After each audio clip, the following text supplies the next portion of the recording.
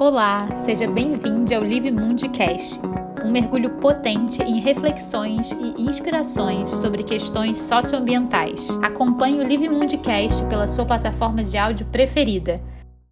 Oi, pessoal, sejam muito bem-vindas, bem-vindos e bem-vindes.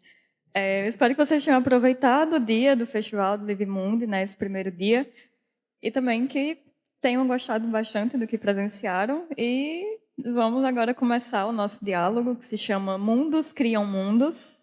Eu sou a Yala, eu sou do Rio Grande do Norte, do interior, e eu sou ativista socioambiental, curadora do Live Mundi e agora também mediadora desse diálogo, né, novidade. E para completar essa mesa, que está muito especial e muito linda e muito potente, eu chamo a P, que é travesti da periferia carioca. Ela é artista e pesquisadora. E também a Ana Paula, que é da periferia de Salvador. Ela é graduanda em Ciências Sociais e é articuladora política e fala bastante sobre afro-cyberativismo e como o corpo é algo político. Então, meninas, por favor.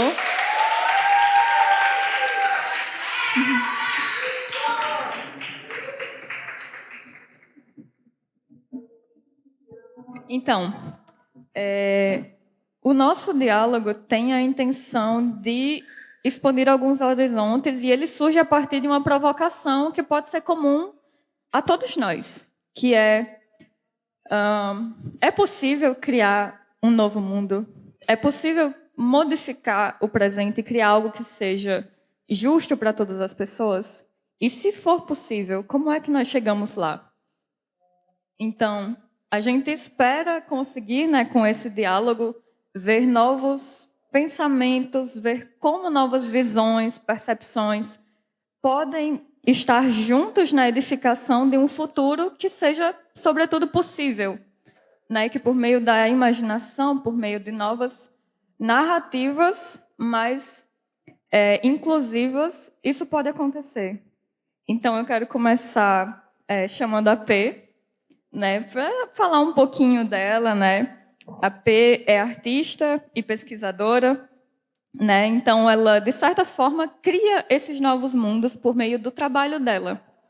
Então, P, como foi que isso começou? Como foi que você se deu conta que era isso que você queria? E qual é esse processo, assim? Fala pra gente. Oi, gente, boa noite. Boa tarde ainda. Um bom momento para vocês. Eu me chamo P. Moreira, eu sou não apresentada, né? Sei lá, descobrindo como fazer isso aqui também. Super me preparei, estou totalmente despreparada aqui, mas bom também.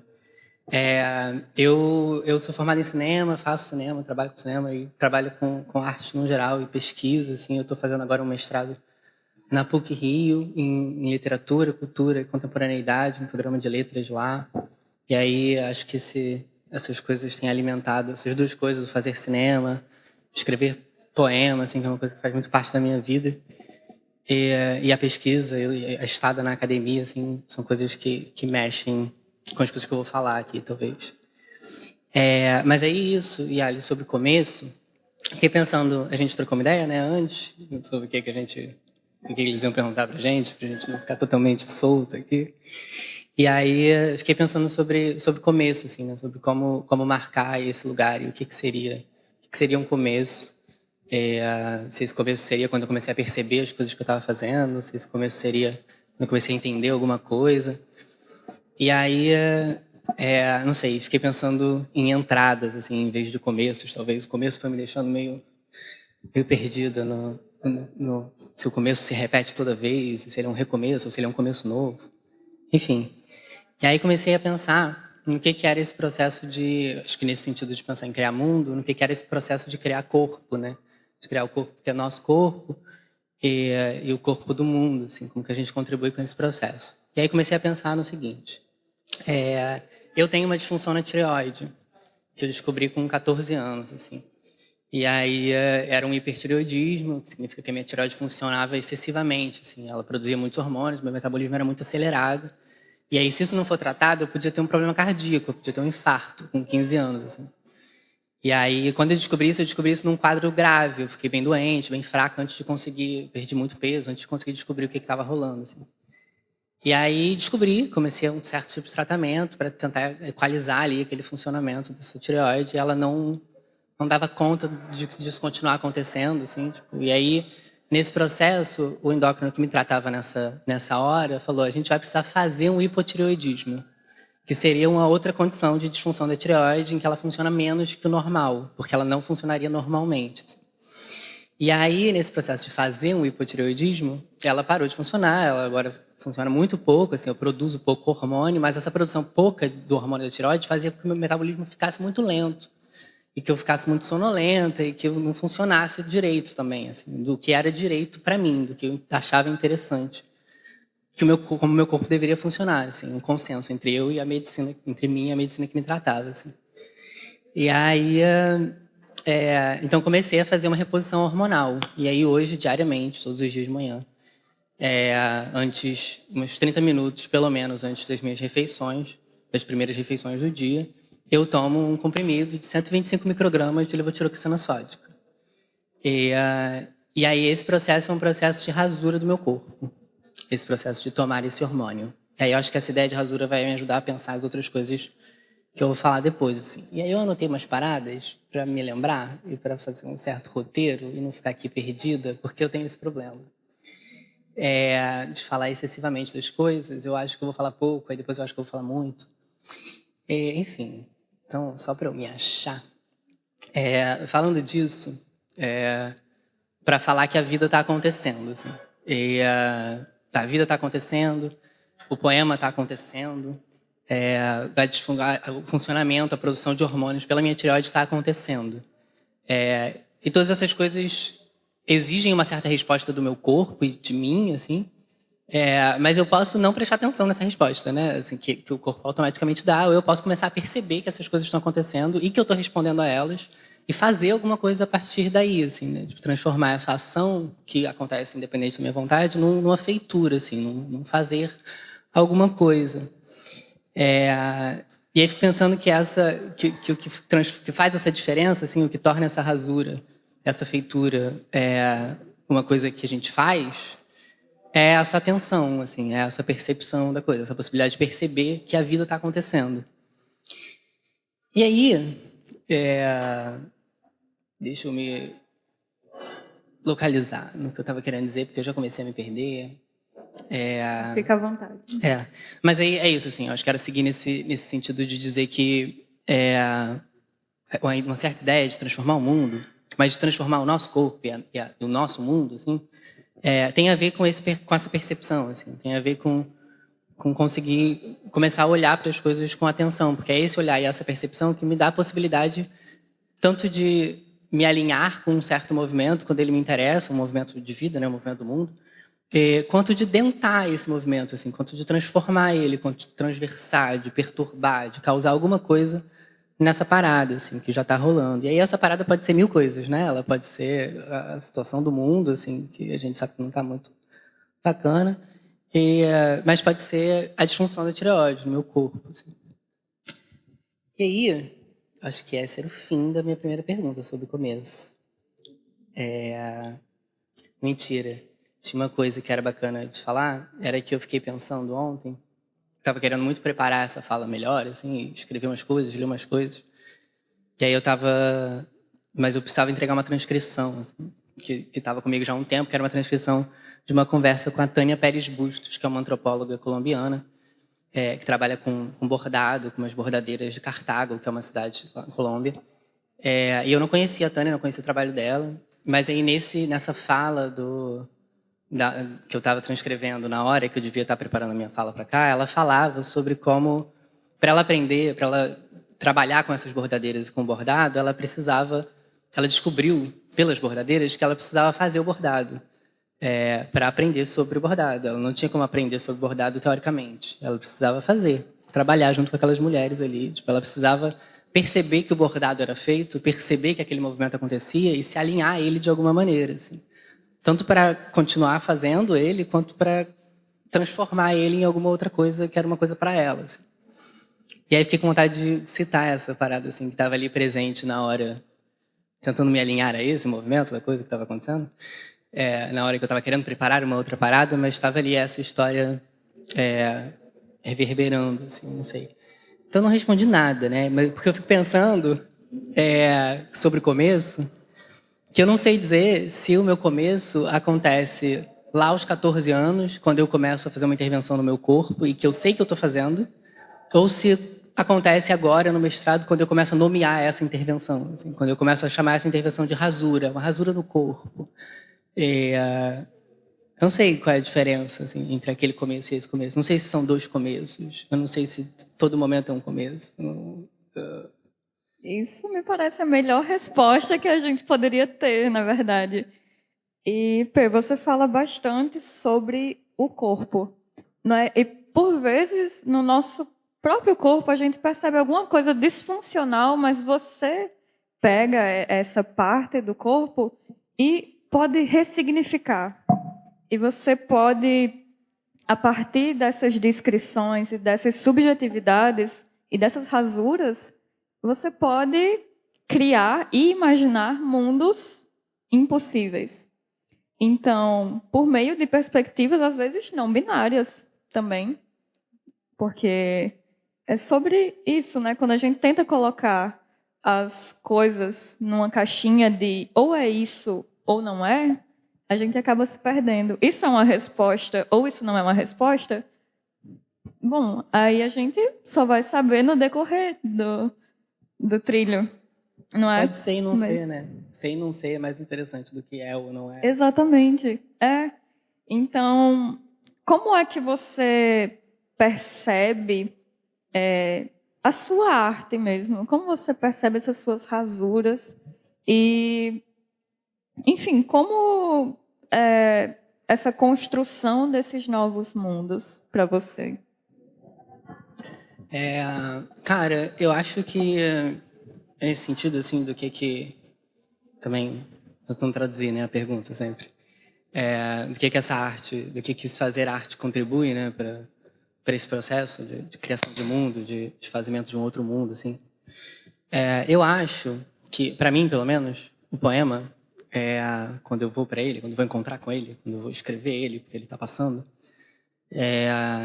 ele faz uma coisa meio de borrar as separações entre o eu, né, e o outro, mas entre mim e as imagens que estão naquele poema, entre mim e o mundo, assim, que está de alguma forma presente ali, aquelas imagens que estão sendo construídas, aquelas palavras que são coisas diferentes de mim, da P, eu e ela vamos nos embaralhando, assim.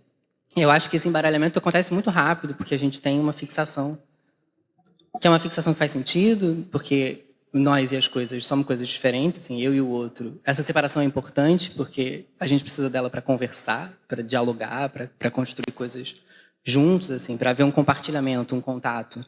Uma conversa tem que ter um né? Tem que ter eu e tem que ter o outro.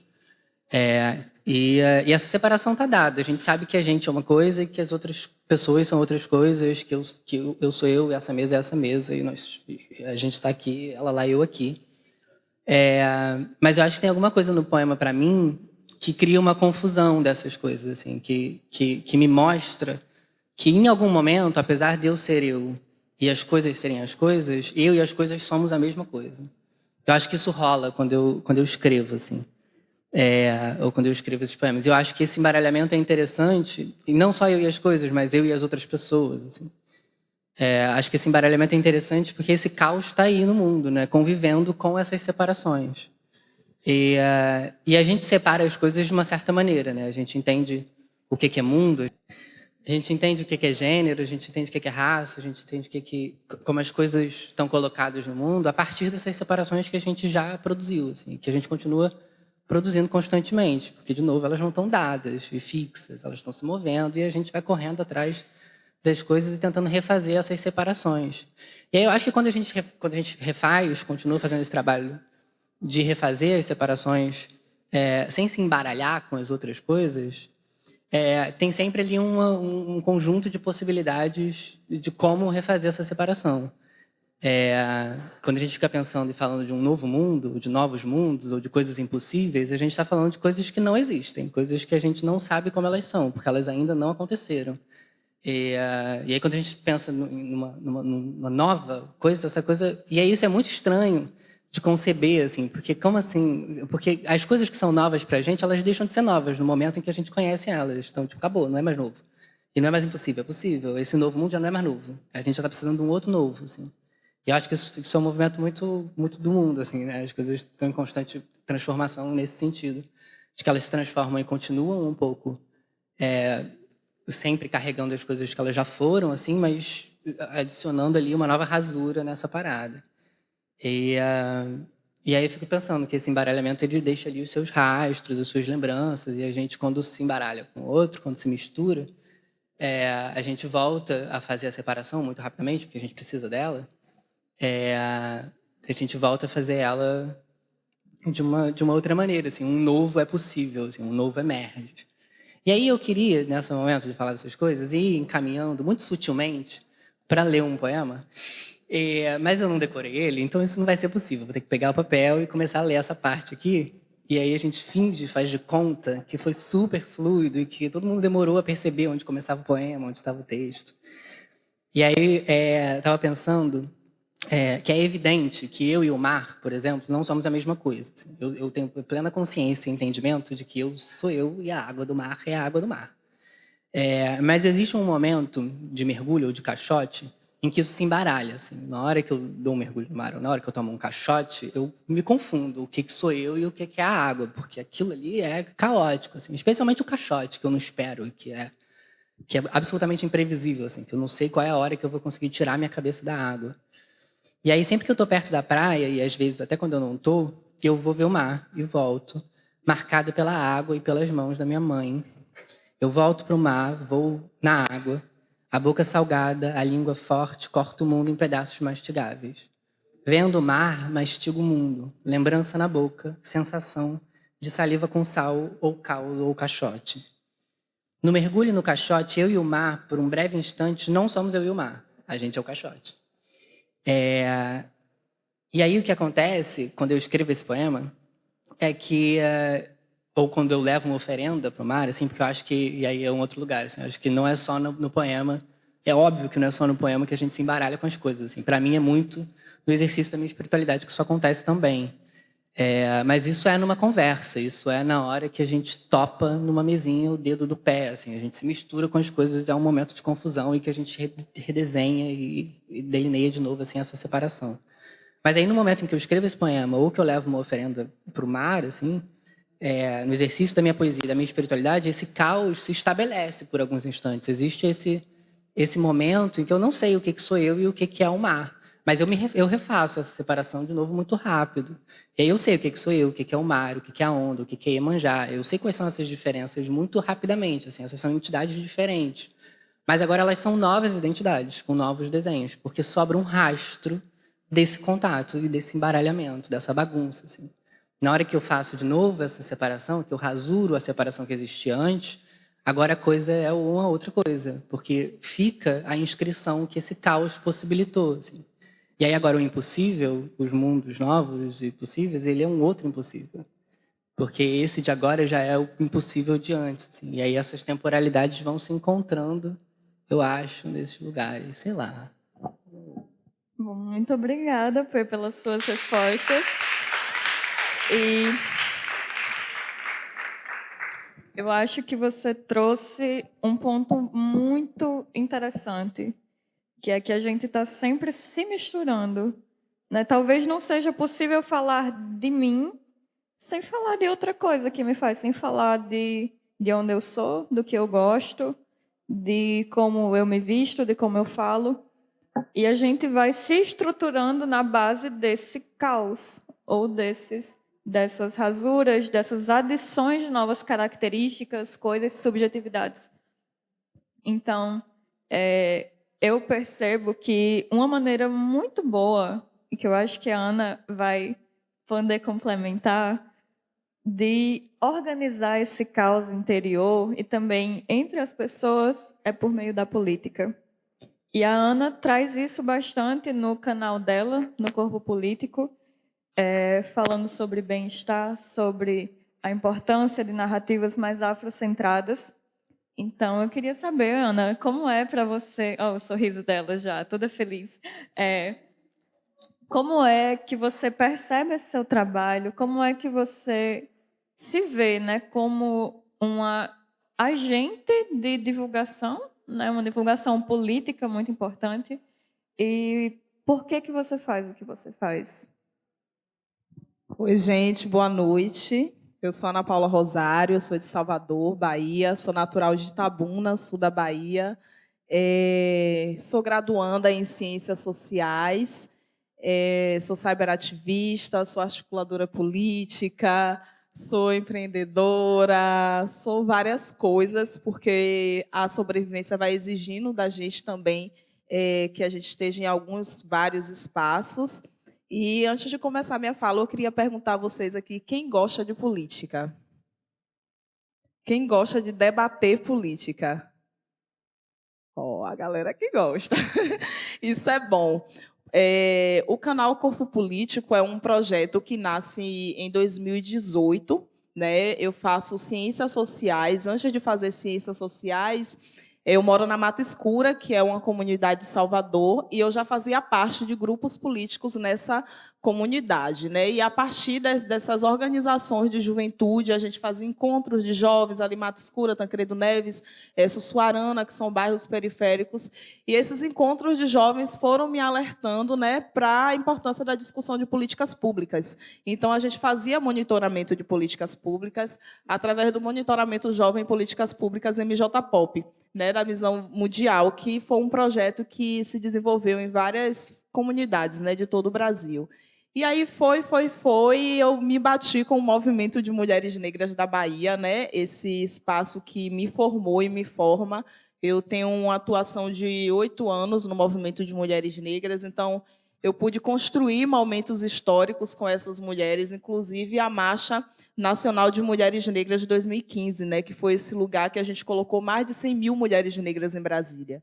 E depois da marcha, eu passei na Universidade do Estado da Bahia, na UNEB, e antes de passar na UNEB, eu fiz pré-vestibular no Instituto Cultural Steve Biko, né, que é um pré-vestibular pensado por pessoas negras para jovens negros periféricos. E lá nesse pré-vestibular, a gente tinha uma matéria que era muito legal, que era a CCN, Cidadania e Consciência Negra. E, a partir dessa matéria, eu fui, a partir, na verdade, da minha atuação no movimento de mulheres negras e também do estudo no Instituto Cultural Steve Biko, eu pude me perceber enquanto esse corpo humano, esse corpo que influencia, esse corpo que cria, esse corpo que fala, esse corpo que é bonito, né? Então, o meu cabelo, por exemplo, tem o quê? Uns 4 anos, 3 anos que eu não corto, porque há pouco tempo que eu me vejo essa mulher negra bonita, que fala, que produz, que é capaz de ocupar espaços. Né? Então, eu trago, para além da importância do corpo, do entender o corpo, a importância da gente ter lugares que tragam esse corpo como um centro. Né? Coloque esse corpo como um corpo protagonista. E aí, quando eu entro na universidade, na UNEB, eu tenho muitos professores negros, né? Graças a Já, Salvador tem muitas pessoas negras, muitos movimentos negros. E os meus professores sempre falavam assim: Paula, você é massa, bora e botar isso no mundo, essa sua fala, porque, para além de ter muitos professores negros, a universidade tem uma ementa extremamente branca. Né? E esses professores, se não existissem esses professores lá, não existiam a intelectualidade negra. A gente não ia ler Chimamanda, a gente não ia ler, por exemplo, o Guerreiro Ramos. Guerreiro Ramos é o pai da sociologia brasileira. Mas, quando a gente pensa sociologia, a gente pensa marxismo, né? A gente pensa Durkheim, a gente pensa outras narrativas que não são as narrativas brasileiras. Né?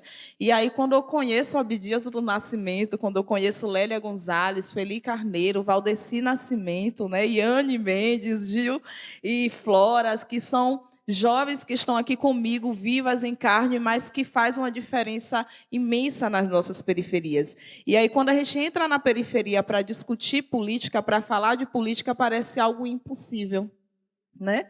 Porque as pessoas da nossa comunidade, elas já estão feridas ao ponto de desacreditar desse debate político, ao ponto de desacreditar desse pensamento político. Então, quando eu entro e falo assim, eu sou afro-cyberativista e eu produzo conteúdo político, eu não estou dizendo que eu vou chegar lá e vou pegar os meus textos que eu leio na universidade, que eu faço ciências sociais com ênfase em ciência política, e vou desenvolver esses textos lá e ficar... Não, eu vou pegar o pagodão da Bahia e vou lá, eu voto em mulher negra, tananana, e metendo lá no passo, dizendo por que é importante a gente votar em mulher negra. Eu vou pegar um funk e vou dizer assim, olha... A pessoa política, o corpo político, não é o corpo daquela que foi vendido para a gente, que o político é o quê? O branco, o que fala certinho, o que vem engomadinho, que vem uma vez no mês lá, né? Quando começa o tempo político, todo mundo sobe no morro, come pastel, toma café, entra na barbearia, aquela algazarra. E aí eles se tornam... E o que é importante da gente entender da política é o pertencimento, porque eles começam a dizer o seguinte, eu faço parte de vocês. Eu faço parte disso aqui. Quando o político ele entra, ele come um pastel em uma bomboniere na periferia e cumprimenta todo mundo, que ele vai humilde pra caramba, né? Vai até sem os grandes paletós, vai todo humilde, para dizer o seguinte, eu faço parte de vocês, eu sou igual a vocês. Mas a gente sabe que isso é uma falácia e que no decorrer da atuação política dessa pessoa, ela não vai entender os nossos corpos como os corpos políticos e humanos. Porque quando a gente vai olhar a realidade das nossas comunidades, é tiroteio, a chuva vem, né? Iane está aqui com um documentário e também trouxe ali as informações. Quem quiser colaborar, quem quiser contribuir, a gente sabe que Pernambuco e Recife está passando por um momento muito difícil. São esses corpos aqui que são os corpos políticos que vão socorrer essa comunidade. Porque, inclusive, o político vai pensar se vai lá, se vai sujar o sapato ou não, né? Se vai lá dar uma ajuda ou não. Se não tiver aquela pressão social, ele não vai. Então, quando eu trago o corpo político para dentro da minha comunidade e vou potencializando que as pessoas elas se apropriem desse lugar, eu estou dizendo a elas o seguinte, é possível que o nosso corpo, que a nossa imagem, ela seja política e, para além de ser política na influência, ela pode, sim, atuar politicamente. E aí eu vou desconstruir, porque o que lá de estar de terninho, de paletó, né, que é o filho do político, porque quando a gente vai ver o corpo político do Brasil, o político ele já nasce político, né? É filho de fulano, é filho de ciclano, é filho de bertano, e isso foi vendido para a gente como algo legal e como se eles fossem mais inteligentes do que a gente. Então, quando a gente chega na periferia, o corpo político é esse lugar de transformação, mas também de uso da linguagem periférica para falar de política. Nós precisamos mais disso. Os nossos jovens precisam mais explorar o funk, explorar o pagode, explorar as nossas gírias. Agora mesmo eu estou com uma campanha que é o voto em mulher preta. Porque quando você chega na periferia, tem sempre que fala, e aí, mulher? E aí, mulher? Então eu falei, eu voto em mulher preta. E porque a linguagem ela atrai. E eu quero dizer o seguinte, discutir política não é chato. Porque quando você vai falar de política, principalmente na comunidade, fala, lá vem a chata. Aí quando eu venho, a galera já fala, Paula, você vai ser nossa vereadora. Eu falo, não, amor, não quero mais não, vir para cá. Porque o partido não investe, né, nas nossas candidaturas. E muitas vezes, quando entra um corpo como o meu nessas casas, é para morrer. E eu acho que eu tenho uma missão muito maior. Mas talvez lá na frente, vai que eu me candidate, vocês falam assim, ouvi ela, ó, disse que não ia. Mas só que para a gente entender, inclusive, o quanto o político ele é violento, o quanto o político, inclusive, é assassino, é silenciador, né? Eu estou no Rio, eu estou na terra de Marielle Franco, de uma mulher que, inspirou nós, jovens negras, a estar nesse espaço político, né? Quando a gente vai pensar as candidaturas coletivas de mulheres negras e de pessoas negras, quando a gente vai pensar a atuação do debate político, Marielle ela vai ser essa pessoa que vai ser sempre lembrada. Mas se a gente não vivesse em um país racista, em um país que não nos garante nem a atuação política e nem a fala, talvez ela estivesse viva aqui entre nós, até participando do nosso debate. Então, o corpo político é esse lugar de afro-cyberativismo, é esse lugar de entender o corpo enquanto território, o corpo enquanto cultura, o corpo enquanto fala, o corpo enquanto impulsionador de atuação política das pessoas negras, mas, para além de tudo, de poder e poder político. Porque quando a gente fala de política, a gente sabe do que a gente está falando, do lugar que a gente está falando. Quando a gente vai falar com as mulheres negras de periferia, maioria, né? Muitas de nós que somos pretas periféricas, se a gente não enterrou o nosso primo, o nosso irmão, a gente enterrou um amigo, né? E aí a gente vê, por exemplo, várias mulheres negras morrendo de depressão, porque o Estado, além de matar esse jovem negro, ele não garante nenhum subsídio psicossocial pedagógico para essa mãe. Essa mãe está solta no mundo. Ela enterra o filho hoje, no domingo, na segunda-feira ela precisa ir trabalhar.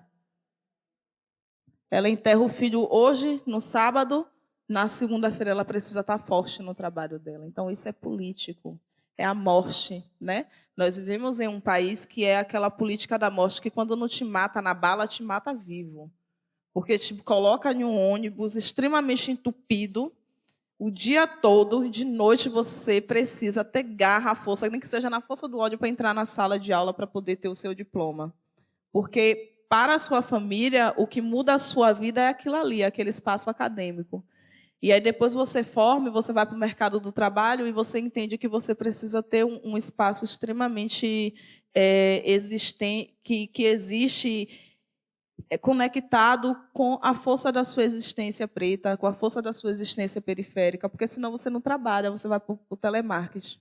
Quantas pessoas a gente conhece que formou e hoje está fazendo bico, está fazendo job, está fazendo outras coisas fora da área, inclusive, porque não consegue adentrar nesse mercado de trabalho? Isso é político.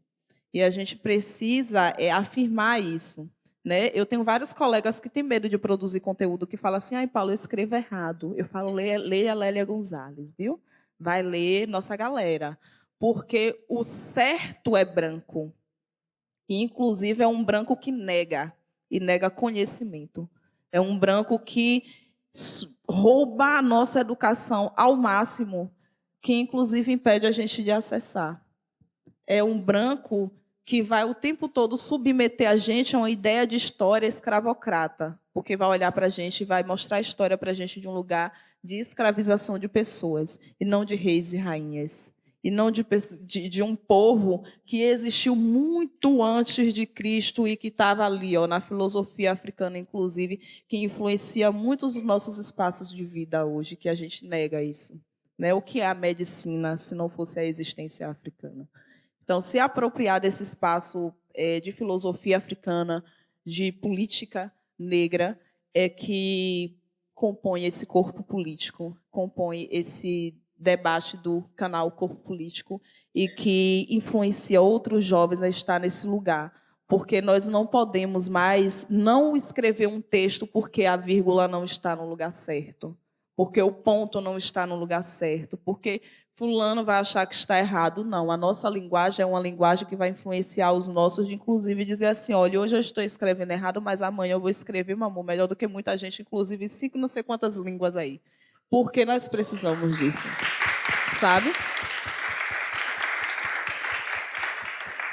Porque, senão, nós nunca vamos fazer nada nessa ideia do que é certo. Né? Você fala assim, o certo e o errado não existe.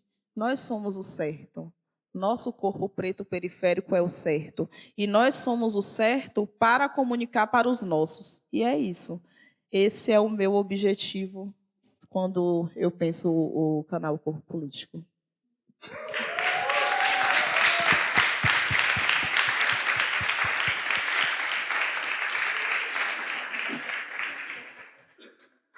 Gente, a mulher é um estouro.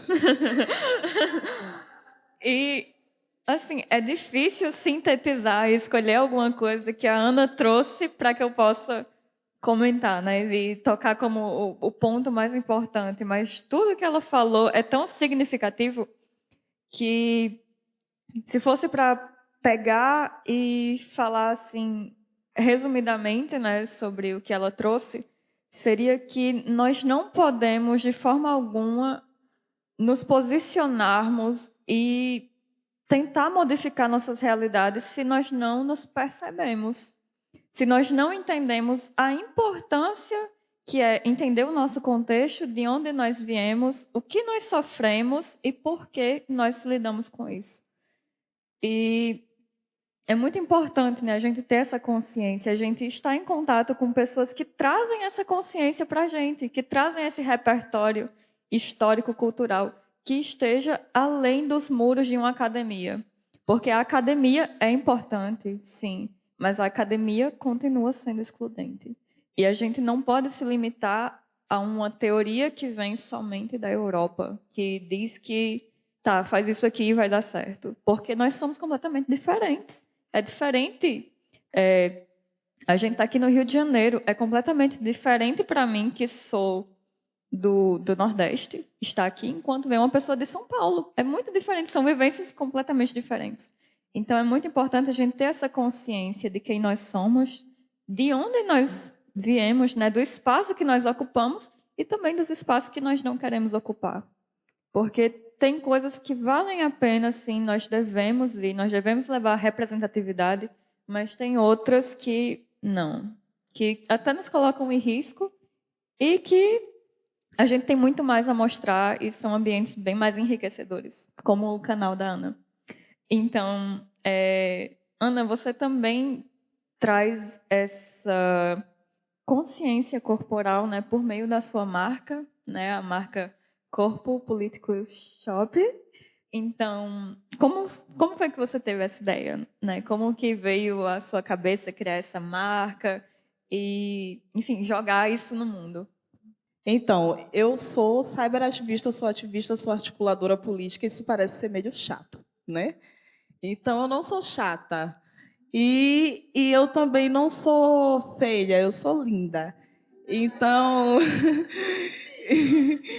e além disso tudo, eu tenho uma cultura, né, que é uma cultura afro, que é uma cultura periférica, e eu sou afrocentrada. E quando eu falo que eu sou afrocentrada, eu estou falando da minha escrita, eu estou falando do meu pensamento, eu estou falando de consumo, estou falando, por exemplo, que hoje eu não compro mais roupas na C&A, não compro mais roupas na Renner, não compro mais coisas em alguns espaços, porque eu comecei a compreender a concentração de renda, comecei, inclusive, a valorizar mais ainda as coisas que são produzidas na comunidade por pessoas pretas.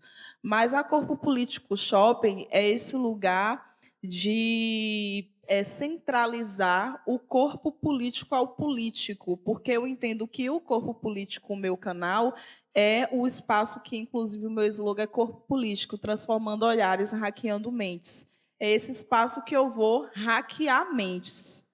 Mas a Corpo Político Shopping, eu vou transformar o olhar. Estou aqui cheia de modelinho aqui de Corpo Político Shopping. Tayane ali, Gil, Flora.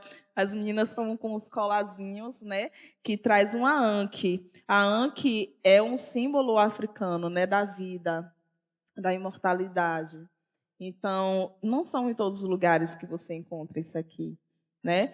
Tenho também uma blusa que eu não vim vestida, mas tem um nome afrocentrada, que tem uma arte linda, né? E vão vir outras agora, a Casa Grande vai cair e tal, mas é para influenciar a gente a se apropriar da nossa identidade enquanto pessoas negras e das nossas raízes, né?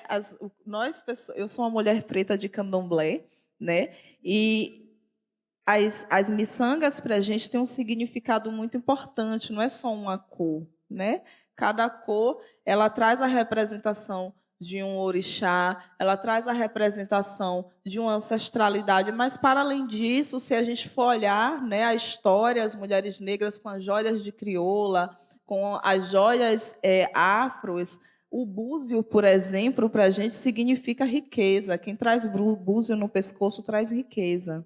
Então, a corpo político é esse lugar de reencontro também com uma cultura, porque o capitalismo foi tirando da gente, inclusive, esse pertencimento com a cultura afro-brasileira, né? Não só o capitalismo, mas o cristianismo, a intolerância religiosa, né? Quando a gente vai olhar assim, algo que é muito bonito não é miçanga, algo que é muito bonito não é uma anque, algo que é muito bonito não é uma cara de Malcolm X. Eu não entro mais na C&A para comprar uma blusa, porque eu não me vejo naquele espaço. Eu vejo roupas escritas em inglês com inglês que eu nem sei o que é, que quando eu vou lá no Google ver o significado, eu falo, para, não dá para viver a vida assim, sabe? A minha vida, gente, não é esse conto de fadas, não é esse negócio, e eu não me vejo mais. Quando a gente adquire consciência política, a gente passa a não se ver em alguns lugares, né? Então, a Corpo Político Shop é esse lugar de pertencimento político a partir da imagem. Quando eu entro aqui, que eu entro com uma anque, que uma pessoa olha assim, preta ou branca, ou de qualquer uma outra cultura ou etnia, que fala assim comigo, nossa, que lindo, o que é isso? Que eu vou ali falar, essa pessoa ela não está saindo daqui só com a ideia de que isso é lindo, ela está adquirindo um conhecimento que foi negado. Então, a Corpo Político Shop é isso, é essa ressignificação do corpo através da apropriação da cultura negra, mas, para além disso, da exposição política do que eu sou, da exposição política do lugar que eu venho. Quando eu digo que eu boto lá a favela vive ou boto cria da favela, eu estou me orgulhando da comunidade que eu venho. E quando você entra em um shopping, em algum lugar, você entra com uma blusa assim, cria da favela, toda bonitona, com os meus saltinhos, porque eu amo. Entro, pã, a pessoa ficando assim.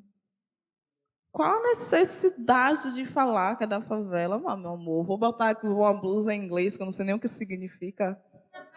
Pelo amor de Deus, isso não incomoda, né?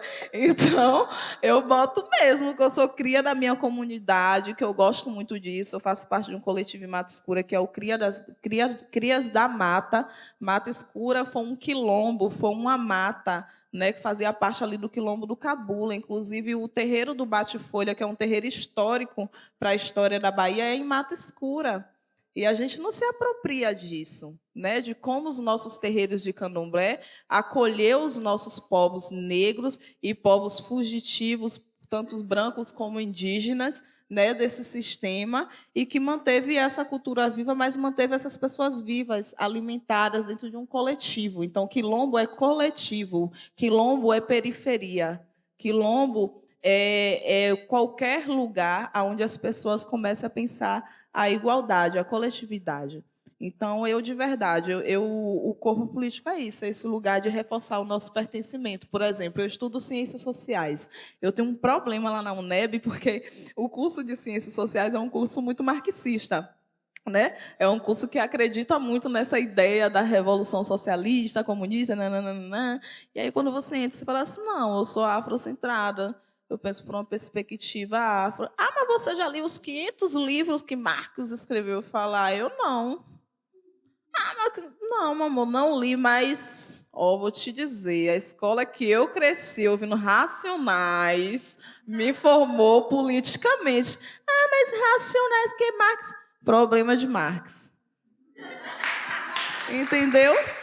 Aí a pessoa acha assim, mas está desqualificando. Não estou. Eu estou falando do meu lugar de pertencimento, do meu lugar de formação política. Que, gente, quem ouve A Vida é um Desafio de Racionais, eu com 12 anos de idade, ali louca no mundo, já querendo até me matar, que já não quero nem fazer parte desse espaço, porque ser um jovem negro periférico é isso. É algum momento você olhar para você e falar assim, nossa, velho, poxa, não está dando, porque você quer as coisas, você quer estar. Quando a mãe da gente pensa a gente no espaço universitário, o que ela fala para a gente? Vá para a universidade porque você vai ser gente. Meu filho vai ser gente. Ó como isso funciona, né? Então, nós não somos humanos. O que deixa a gente, o que transforma a gente, em alguém, né? Ó, fulana vai ser alguém. Quantas vezes a gente não ouve isso, né? De uma mãe preta periférica. Então, esse lugar ele é muito, parece ser muito pequeno, mas é muito grande. E o corpo político shop é isso, é você poder entrar dentro desse lugar e poder se ver, é você entrar nesse lugar e você encontrar uma pessoa que vai dizer assim para você, olha, deixa de chacho, bote aí uma blusa que vai trazer você para o centro do lugar que você sempre esteve, que não fique, a gente não precisa mais se deslocar para existir. Entendeu? A gente não precisa mais se apropriar de uma ideologia de revolução que não cabe o Brasil. Quando para mim, a revolução que cabe o Brasil é uma revolução preta indígena. É uma revolução que a gente comece a olhar para os nossos corpos como a gente é e que a gente pare de almejar algo que, historicamente falando, se quem estuda ciências sociais sabe disso, quando vai estudar mesmo os documentos do marxismo, nós, pessoas afro-latinas e latinas da América Latina, não éramos considerados nem pessoas, nem inteligentes. Então, não vou fazer parte disso. E é isso. Convido a vocês a se desapegar.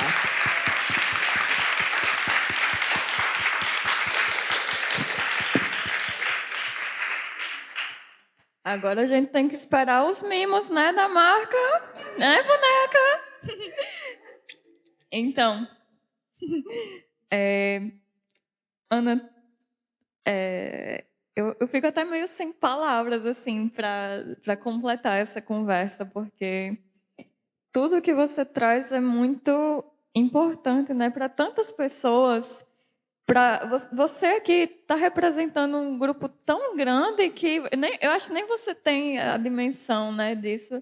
É algo muito grandioso.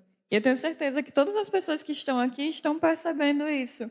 E estão muito felizes por você estar aqui e pela P estar aqui também, né? Porque é assim que a gente vai construir um novo mundo e uma nova sociedade que não pode de forma alguma continuar da forma que nós estamos, né, dizendo: ah, pô, legal essas suas miçangas, mas eu prefiro um colar de ouro porque é caro e é bonito. Mas você vai ver de onde vem esse ouro. Quantas comunidades você está intoxicando para pegar esse ouro? Quanta terra você está desmatando, você está provocando a erosão para fazer isso que, no final, é uma coisinha que brilha. Sabe, que não tem significado nenhum. Isso aí é muito importante para você. Isso diz muito sobre quem você é, sobre como você se comporta no mundo, né? Sobre a marca que você vai deixar no mundo. Então, é muito importante a gente pensar nisso. E vocês duas trouxeram muito sobre os corpos, né? Como agente de transformação, como agente de pertencimento. E como esse corpo não é só um corpo. Né? Para a gente se definir, a gente tem que entender também, né, a parte física, mas também tudo que está à nossa volta e o que nos compõe. Então, a gente tem um espaço agora para vocês conversarem, né, mesmo falassem sobre, não sei, a P, puxa a Ana para comentar alguma fala, a Ana chama a P. Ou então a gente pode também pegar uma pergunta de alguém do público. Então, a gente tem esse espaço agora de conversa e que é para a gente ir tocando isso que está tão lindo que não dá nem vontade de parar, né? Eu não estou nem olhando para o relógio mais, eu já estou correndo aqui como se não tivesse hora para acabar. Então, fiquem à vontade, meninas. O pessoal, se alguém tiver uma pergunta, né? A gente vai ter um momento mais para frente, mas se tivermos uma... Eu acho que P poderia falar sobre os desafios de se entender artista e de se construir, né? O que você está construindo agora, que é muito importante. Eu acho que você falar um pouco sobre isso, porque às vezes parece ser muito fácil estar nesse lugar. E eu acho que deve ser um pouco difícil. Então, eu queria que você falasse um pouco sobre isso. Gente, eu sou a participante do...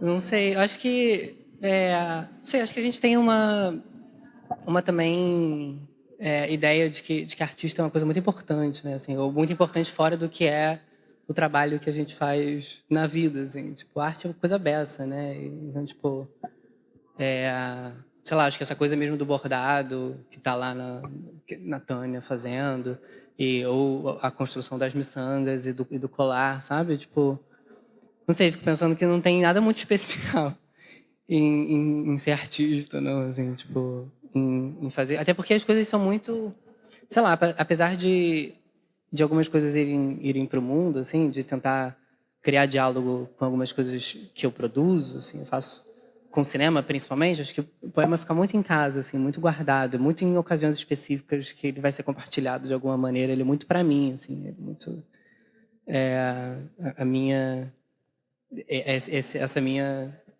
meu embaralhamento com a coisa, assim, sei lá, tentar me recolocar no mundo de alguma outra forma. Mas com cinema, que talvez tenha mais diálogo, assim, com outras pessoas, ainda assim, não sei se tem uma coisa... Essa é muito ruim para mim. Não sei se tem uma coisa importante, assim. Eu acho que tem uma dimensão do que é político na coisa, né? Assim, do que a gente fala, do que a gente debate. Mas eu acho que essa ideia do que é político e de pensar esse fazer artístico misturadas tem tudo a ver com essa coisa mesmo de perceber, né? De perceber o que é, que corpo é esse que a gente está e como que a gente vai se alinhando ou perturbando esses movimentos que são movimentos da vida, né? Assim, acho que não tem muita... Não tem muito louro, assim, no ser... No ser artista. Tem uma dificuldade, né, de se dizer artista, especialmente quando a gente é pobre, fudido. Porque também artista não tá me dando dinheiro nenhum, não tá bancando nada, não tá fazendo nada por mim. Tá me dando mais dinheiro ser travesti, porque cota, às vezes, num lugar. Mas aí não tinha muitas pessoas trans, né, para rirem dessa piada aqui no espaço. Mas, enfim, não sei, acho que tem uma coisa importante em começar a se dizer artista, pelo menos, porque eu acho que é esse lugar de palavras que a gente não pode acessar, assim, né? Tipo, a coisa do falar errado, que você tem que falar certo. E aí, eu acho que, enfim, duas coisas, né? Tanto essa de poder dizer, não, mas o jeito que eu falo também é certo, porque, né, que errado é esse? De que lugar que você chama isso de errado, assim? E eu acho que o artista está no mesmo lugar, assim, no lugar de provocar a palavra, de se dizer artista, eu acho que está nesse mesmo lugar de provocar uma palavra que meio que não me cabe, porque eu não vivo de fazer isso, eu não ganho dinheiro para escrever uma besteira em casa, sabe? Mas estamos aí, sei lá. Não, com certeza. Se alguém quiser pagar para publicar umas coisas. Mas não sei, não respondi nada, né? Sempre essa questão, mas... Eu cheguei há pouco, mas peguei a fala da Ana maravilhosa, né? E a sua, essa voz maravilhosa também. Então, assim, o que eu vejo às vezes o artista é que todo mundo tem muita atração para olhar para o artista. Realmente não ganha dinheiro, mas que o artista é um pouco endeusado. Ele vai para o palco, né? Ele vai para o altar, né? E eu vejo assim também assim que todos nós somos artistas, tem a arte do cotidiano. E que essa geração, a geração de vocês, eu acho que vem com essa provocação e com esse gancho para instigar o artista do outro, né? Já que eu não vou ganhar dinheiro, então vamos fazer todo mundo ser artista, virar artista também. E isso é muito gostoso, né? Assim, que no dia a dia, em qualquer outro trabalho que a gente está fazendo, a gente pode colocar arte, né? E é esse o grande valor do momento atual que eu estou sentindo, né? De celebrar também, né? Que não tem o lugar também da conquista, né? De fazer valer os valores, né? Os valores indígenas, os valores afro, mas tem o lugar também de expandir, de ir além da repressão que todos vivem. Né? Todos nós vivemos. Né? E é isso, eu acho que vamos levantar formas de atuar artisticamente nesse presente, né? De transgredir, que é a proposta do Living, que eu estou achando maravilhosa, assim, esse jeito mais intimista que eu estou vendo o livro, né? Que está aqui, mas menos pessoas, mais próximo nessa roda, né? Que está tão gostoso. E que esse evento, essa celebração e o artivismo, a proposta do livro, né? De trazer essas cabeças transgressoras, né? E inovadoras, né? Das periferias, né? É isso. Eu acho total isso, assim, de que arte é muita coisa, né? Tipo, fico pensando que, pelo menos para mim, para o que serve a parada, nesse sentido, né, do embaralhamento, da mistura, do refazer essas separações e pensar esse processo de criar um mundo novo, assim, não tem muita diferença no que é para mim o poema, a oferenda, o ritual e fazer uma comida, sabe, que alimenta o meu corpo e que cria uma coisa ali, assim, também. Acho que todos esses processos criativos que criam novos mundos, que criam impossíveis, assim, estão muito amarrados, assim. Eu acho que por isso que eu fico sempre meio estranha na coisa do conceituar arte, artista, e aí, enfim, acho que isso é muito recente também, essa coisa de aderir o rótulo, essa nomeação, por isso, assim, porque aí é interessante, as pessoas começam a falar, tem alguma coisa ali, eu só falo besteira, as coisas que eu faço são mais besteiras, assim, não tem muita... E aí eu não levo nada disso muito a sério, não. Porque não é para levar mesmo, né? E não é, de novo, convivendo o paradoxo. Mas sei lá, não sei, acho incrível, ótimo.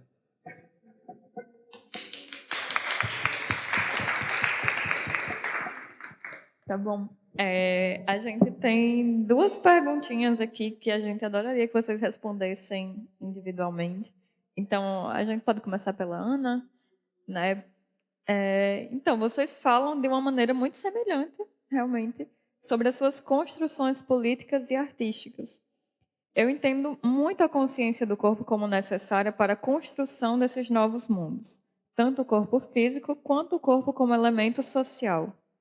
Nesse sentido, eu faço 2 perguntas. Como é essa conscientização corporal nesse processo e que cuidados devemos ter para progredir com carinho e respeito a nós mesmos? Difícil. Difícil. Mas eu acho que construir a nossa consciência, primeiro, é um ato da gente olhar, né? Olhar o outro, olhar a nossa mãe, olhar a nossa avó, olhar a nossa casa, as marcas da nossa casa.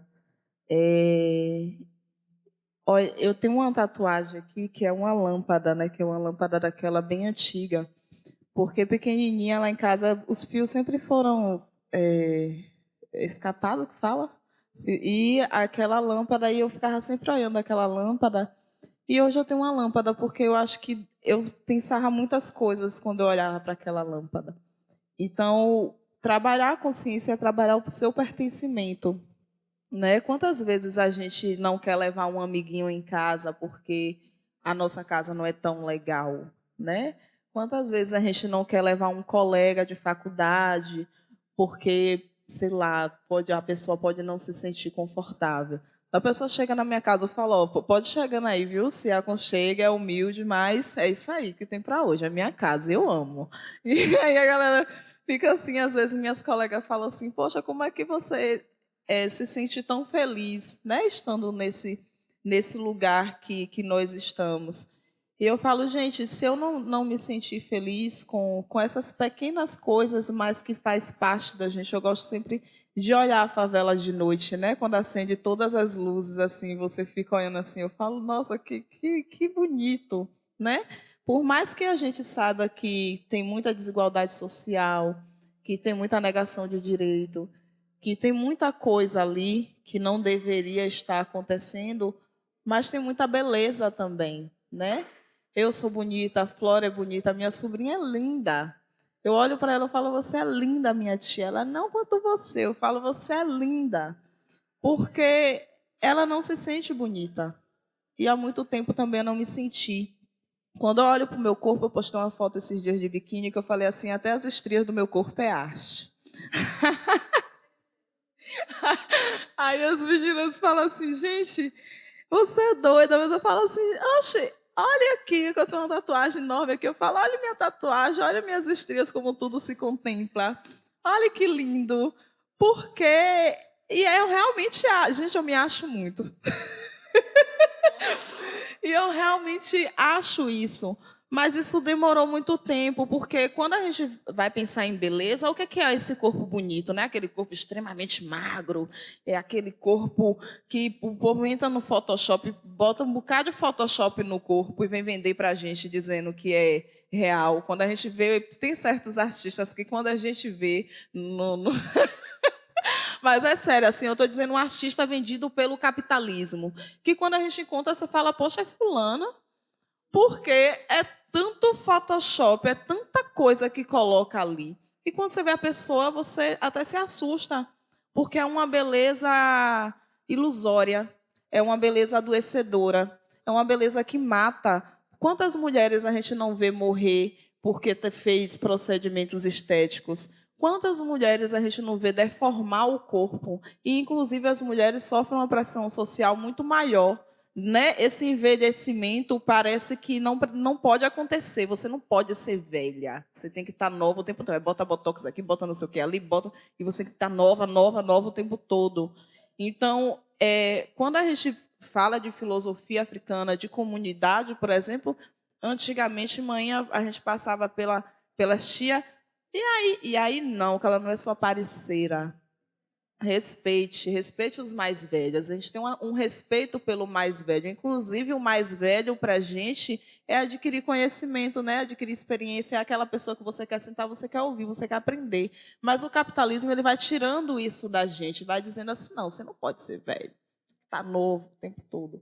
Então, essa beleza não me contempla, entendeu? Quando eu fui me conscientizar, a primeira consciência que eu tive, quando eu trato o corpo como um corpo território, por exemplo, para mim, Tati Quebra-Barraco é uma referência, gente. Eu adoro ver as caixas de resposta dela dos stories, porque aquilo ali eleva a minha autoestima. E é falar do lugar que a gente está falando, dela dizer assim, não, mesmo também fazendo vários procedimentos estéticos, e aí esse campo da arte também cobra isso das mulheres, de você estar o tempo todo ali mexendo do corpo, mexendo para agradar a quem? Então, o primeiro, quando você fala assim do auto-amor, do autocuidado, né, do bem-estar, do bem-viver, é você olhar para você e você estar bem com o que você está vendo. E isso dói. E isso não é algo que acontece de um dia para o outro. E isso não é algo que você vai acordar no estágio, estou consciente, sou maravilhosa. Não, isso é um tempo, você vai trabalhando isso. E quando você está entre mulheres e homens e pessoas que fazem parte do teu lugar de pertencimento, isso é melhor. Quando eu ando com Flora, toda hora eu estou falando a Gil, amiga, você está muito linda, amiga, você está muito... Porque ela realmente está, mas quando eu olho ela, eu me vejo nela. E a gente precisa se ver mais. Quando as crianças da minha comunidade me veem com o meu cabelo afro e elas falam, ai, minha tia, que eu cresci, eu quero ser igual a você. Isso para mim é gratificante, porque elas estão vendo uma referência de pessoa que talvez se algum tempo atrás elas não teriam, porque eu tinha o meu cabelo alisado. O problema não é o alisar o cabelo. O problema é que hoje em dia as minhas colegas falam, amiga, compra lace, bota uma lace lisa. Eu falo, amiga, eu não quero. E não é porque eu tenha problema com quem usa ou com nada. Eu falo sempre para elas, podem usar. Mas aquilo me faz lembrar de uma época que eu me senti extremamente feia. Que eu sentia que o meu cabelo era feio, que eu não gostava do que eu via. Então, hoje, quando eu falo assim que o meu corpo é político, eu compreendo que esse corpo influencia, que esse corpo potencializa outras pessoas e que esse corpo é imagem, né? E aí eu vou remeter, porque gente, já aconteceu tanta coisa na minha vida, que até em um convento eu já morri. Eu já falo assim, que eu sou imagem e semelhança de Deus, né? E aí o Malcolm X, inclusive, ele vai falar assim, o que você precisa se concentrar é quem fez você odiar como Deus te fez, se a gente for dialogar por uma perspectiva cristã, né? Quem fez a gente se odiar? E aí, quando eu entro no candomblé, que eu vou olhar a imagem de Oxum, a imagem de Exu, a imagem de Oxóssi, a imagem dos meus orixás está totalmente fora do contexto do que foi oferecido para mim enquanto bonito. Então, o site de tudo é você procurar o seu pertencimento, a sua cultura, entendeu? O seu lugar, a sua história. Tipo, eu vim conhecer Sueli Carneiro, Lélia Gonzalez, Guerreiro Ramos, essas pessoas com 23, 24 anos, 25, tardiamente. Hoje a galera da minha comunidade, as crianças já conhecem, porque eu sou um corpo que influencia, a P é um corpo que influencia. Eu tenho certeza que quando você está ali, rodando na sua comunidade, tem um bocado de jovem que está ali, de olho, falando, é possível ir para a universidade, é possível estar em certos espaços, porque... E as que acreditam em você. Porque a pior coisa é você estar com pessoas que só te criticam. Você bota uma unha... porque a unha... Que unha gigante dessa menina. Você bota um cabelo afro... porque esse cabelo está muito alto. Você bota uma roupa... porque está toda de branco, assim, está chamando a atenção. Você bota... Tem espaços também que são tóxicos, que a gente precisa também aprender a cortar ciclos, a não depender emocionalmente das pessoas, entender que a vida, como o P disse, não é algo certo ou errado, ou que você precisa permanecer para sempre. Não existe nada para sempre, tudo pode mudar, inclusive o meio. Então, é isso. Porque senão, às vezes, as pessoas acabam com a gente. E não porque a gente... Tem gente que fala assim, a gente não precisa se importar com o que os outros falam.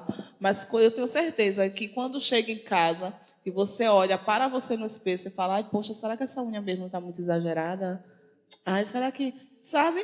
Porque é bom também você estar no meio como tal, reconhece com a grandiosidade e potencialidade que você tem, que vai falar assim para você, amiga, você arrasou, você tá linda, você tá tal, porque nós somos coletivo.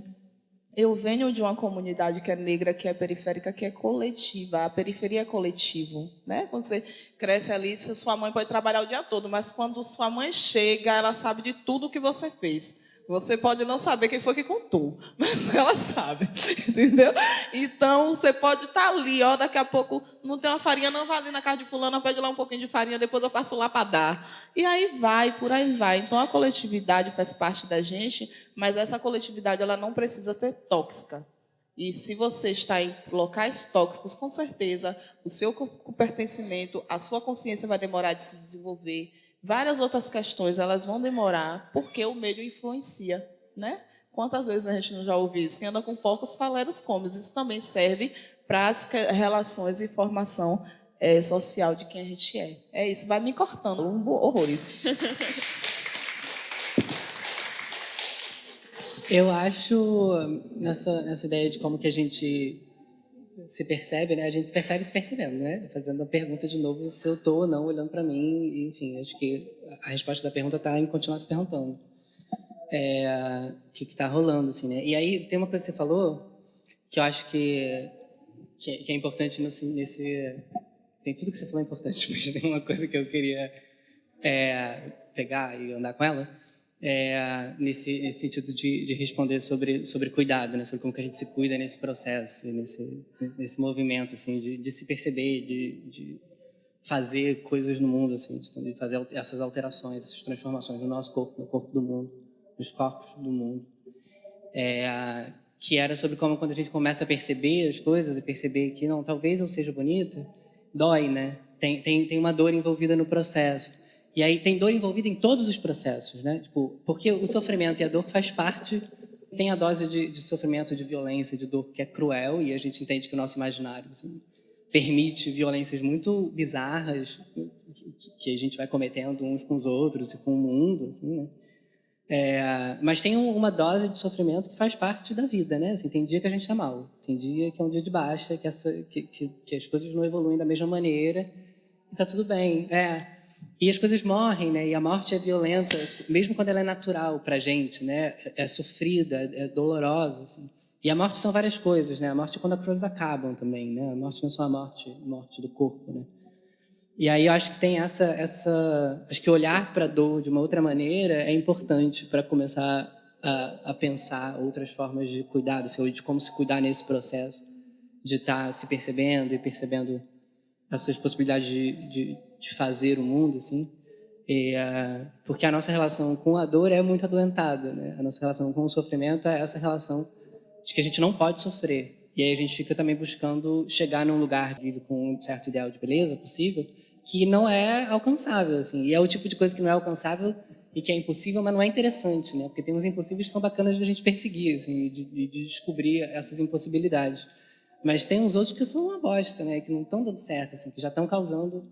E é essa retroalimentação do sofrimento, quando você tenta negar que o sofrimento existe. Mas o sofrimento faz parte da vida, assim, nesse sentido de perceber o movimento da vida, de como se cuidar nesse processo. Eu acho que tem uma parte muito grande de perceber o que é parte da vida, assim, o que é parte dessa experiência de contato, de relação com o mundo.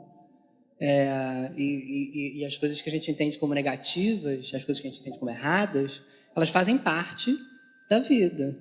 E aí, se a gente nega esse pedaço que é vivo, que nem a gente sofre mais, para além do tempo que talvez a gente devesse sofrer aquele sofrimento, assim.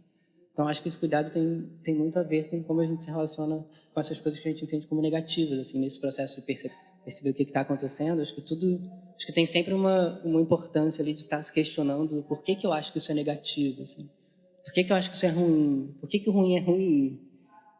Acho que colocar as coisas em xeque constantemente é importante, assim, Com certeza. Quantas vezes a gente sofre por alguma coisa que não vale a pena ou por algo que é colocado na nossa cabeça, né? Chega alguém e derruba a gente e por nada, assim, não influi nem contribui, né? Como a gente costuma falar. É só para causar um sofrimento completamente desnecessário e a gente acaba por vezes aceitando, mas para a gente seguir no caminho da aceitação, do cuidado, é importante deixar isso de lado. E eu acho que é importante, nesse processo de se observar e de entender, enfim, de se perceber, é importante entender o que é esse sofrimento, o que é esse sofrimento que vem causado por essas ideações, assim, do que é bom e do que a gente deveria estar tentando alcançar, e perceber que sofrimentos que são sofrimentos da vida, né? Que sofrimentos que são esses sofrimentos que eu vou ficar mal, eu vou chorar, eu vou ficar triste, e essa tristeza não é ruim, assim. Outros sofrimentos que fazem... isso, é importante entender essa diferença, eu acho, do que é esse sofrimento e do que é o sofrimento de topar numa quina de uma mesa, sabe? Que dói, e aquela dor faz parte da experiência, que é perceber o corpo, inclusive, porque a dor contribui também com essa percepção do que é possível, sei lá. Eu queria dar só uma contribuição com relação à questão do sofrimento, porque assim, eu me sinto incomodada, às vezes, também da gente, principalmente porque a mídia se reporta sempre ao sofrimento para chamar a atenção, né? E a gente tem que lembrar que a vida é êxtase também, né? E que a gente tem que saber também viver o sofrimento, mas saber buscar o êxtase e a celebração, né? Eu reforço isso, porque não vem de notícia, né? A celebração. Então, assim, que a gente também saiba desacelerar, porque a vida por si só já tem o seu ciclo, né? E a gente também ficar cultuando, realmente, desgraça vai aparecer em cada esquina, né? História de sofrimento é que chama atenção, que faz o outro parar para ouvir, né? Mas ele ouve naquela hora, depois ele quer estar longe daquilo ali, né? Então a gente sempre foge de cuidar das nossas questões, de cuidar do lixo, de cuidar da questão da pobreza, de cuidar dos conflitos, porque a gente sempre acha que é um lugar do sofrimento, mas é um lugar do encontro também, né? Então, que a gente possa desacelerar para a gente dar espaço de vir a nossa mente, limpar a nossa mente, despoluir a nossa mente e dar espaço para satisfação, dar espaço para o lazer e dar espaço para o encontro. Exatamente, né? É muito importante a gente desacelerar alguns processos e queria poder desacelerar o tempo que foi essa conversa. Passou muito rápido, com o tempinho um pouco corrido, mas a gente vai se encaminhando agora para o final, né, com as considerações das meninas. Então, fiquem à vontade, né, para fazer as consideraçõezinhas. Eu vou iniciar, viu, Pê? Eu acho que essa questão do sofrimento é falta de é negação de conhecimento. Porque quando a gente pensa periferia, a gente pensa trabalhar sempre, né? Trabalhar, estudar. Nós jovens, nós temos uma geração, acho que com muita passabilidade, eu não gosto da palavra privilégio, porque privilégio não faz parte da minha existência, então, com muita passabilidade de acesso para a gente começar, inclusive, a se perceber enquanto pessoas que planejam. Nenhuma escola pública fala com os jovens de escola pública sobre planejamento de vida. Sabe, você chegar ali na 5ª série ou no primeiro ano do ensino médio, quais são as dificuldades que você vai enfrentar? A gente não fala sobre dificuldade. A dificuldade ela é presente na nossa vida e a gente vai aprendendo a lidar e vai aprendendo a sobreviver. Esse foi o mês passado, eu tive a tristeza de enterrar um amigo nosso de universidade que entrou na universidade com 18 anos e com 20 ele se matou. E ele, preto, periférico, retinto. Enfim, o racismo vai acabando com a vida da gente de uma forma muito sutil, gente. Então, dor também é autoestima. Quando eu desenvolvi dermatite atópica por ansiedade, por várias coisas que meu pescoço ficou terrível, eu falei, eu vou para o terreiro, porque o meu lugar de cura e de encontro é na minha fé, é no meu terreiro. Mas alguém vai pegar e falar assim, não, eu não vou para o terreiro, eu vou na igreja. Mas essa pessoa, ela não vai, desde que me respeite, não vai deixar de ser meu parceiro, né? Ou senão vai procurar um outro lugar. Mas a gente está sempre procurando por um acocado, uma ideia de crescimento, de desenvolvimento que não nos cabe, que cada vez mais está empurrando a gente para baixo. Então, eu quero agradecer ao Live, né? A esse espaço, a essa troca, ao conhecer P, a conhecer RI, porque assim são esses momentos que transformam a gente, que fortalecem a gente, e quando a gente sai daqui a gente fala assim, poxa, está acontecendo, a nossa geração está acontecendo e se impulsiona. Então, esses lugares aqui também, por mais que eu tenha várias questões, vários problemas, de uma certa forma também influencia na cura das minhas dores diárias socialmente falando, porque quando eu vejo uma matéria do cara chamando o entregador de macaco, isso me dói de uma forma muito pessoal, porque eu sei o que é isso, desde minha infância. Mas aí eu entro em um espaço que a gente tem aqui diversas culturas, diversas etnias, diversas identidades de gêneros, conversando sobre algo que eu tenho 27 anos, daqui a pouco eu faço 30, 35, e eu vou estar mudando outros espaços. Eu estou passando por aqui para passar por vários outros espaços. Eu não saio daqui a mesma pessoa, vocês também não. Então, eu acho que é isso. Isso é um movimento de cura também. Porque se eu tenho um filho ou uma filha, ou o que também essa criança queira ser, porque eu tenho problematizado tanto isso, né, sobre essa educação que é problemática para a cabeça da gente. Essa cobrança social é muito problemática. Então, se eu tenho certeza que essa criança será uma outra criança. E a mudança parte daqui, né? Da gente, desse coletivo. E desse coletivo aqui também saem várias ideias, né? Saem vários corpos influenciados. Então é isso, eu quero agradecer, quero dizer a vocês, sigam @Corpo Político no Instagram, sigam meu canal. Quero agradecer a Flora, a equipe do Live, gente, por todo o suporte, por todo o afeto. Eu me senti super acolhida pelo carinho, pela troca. Espero que a gente se conecte em outros momentos de nossa vida, porque eu acho que é essa aliança aqui que faz a nossa juventude mais forte, que faz o nosso Brasil um outro, né? É um outro mundo. Eu acho que a perspectiva de um outro mundo, Preta, passa por aqui. Por nós três, por todo esse corpo aqui. Nós criamos mundos, né? E o mundo é a gente. Então, o movimento já está aí, é só a gente fazer. É isso.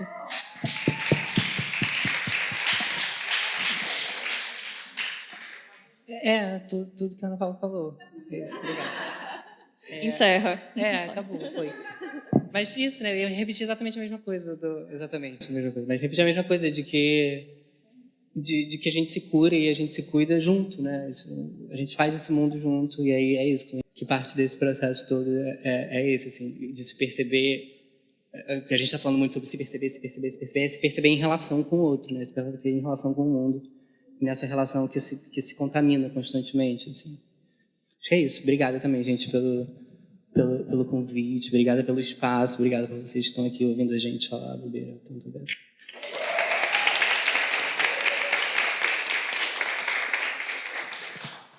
Agora a gente está no finzinho, né? Eu acho que todo mundo queria muito que continuasse, né? A gente tem muitos questionamentos, assim, muitos pontos a serem trazidos, tipo, se elas estão solteiras. Mas, assim,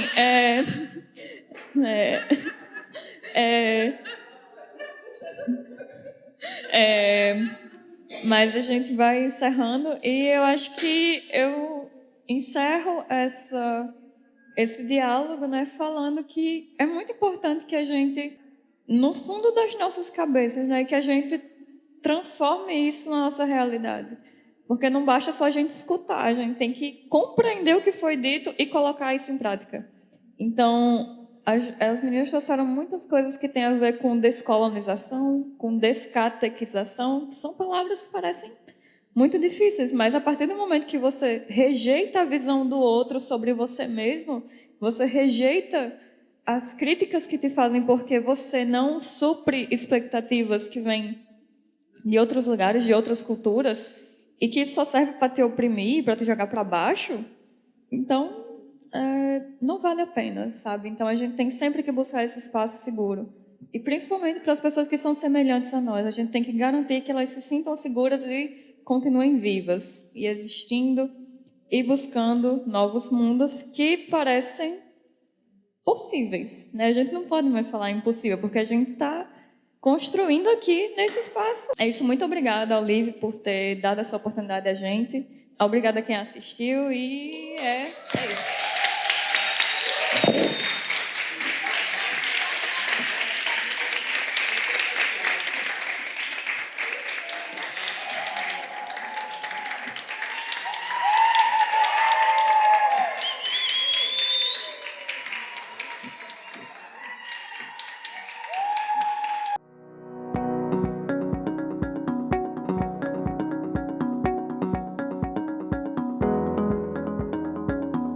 Acompanhe o Live Mundcast pela sua plataforma de áudio preferida.